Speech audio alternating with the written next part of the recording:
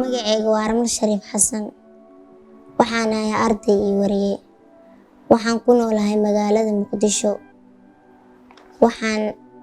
Waxaan jiraa 15 sano.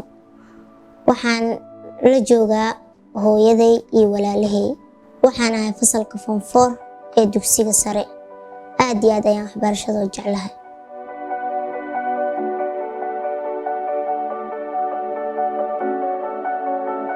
Waxaan ahay tabiyaha barnaamijka Faac Cusub oo ka soo baxa telefishinka qaranka Soomaaliyeed. Waxaan loogu talagalay barnaamijka carruurta da'dooda gaarayso 10 ilaa 16 sano.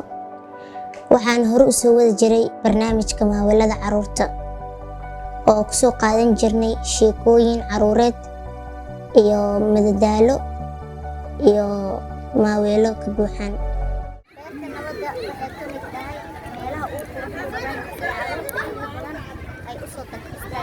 goobtan waa goob loo diyaariyay inay ku ciyaaraan carruurta da'dooda.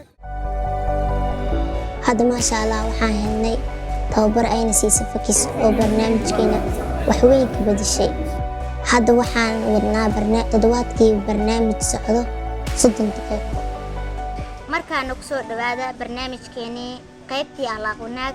Maanta waxaan su'aalo ku saabsan akhlaaq wanaag.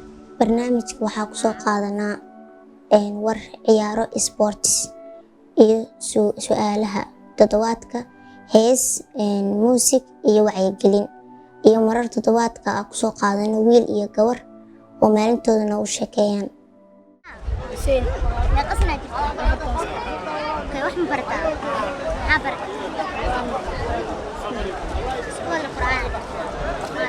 Waxaan aad u jeclahay inaan tusaale fiican u noqdo carruurta Soomaaliyeed meel kasta adduunka ka joogaan.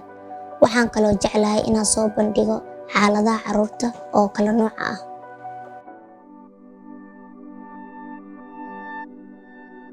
Carruurta warbaahinta awal waxay ugu socon jireen mowduucyo loogu talagalay dadka waaweyn oo aanay garaad iyo dareen toona ku adag.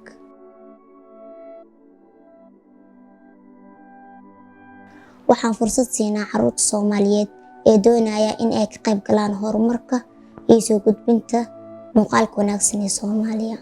Soomaaliya ma ahan oo keliya meel nabad la'aan iyo baahi iyo burbur ka jirto, ee waa dal fiican oo qurux badan.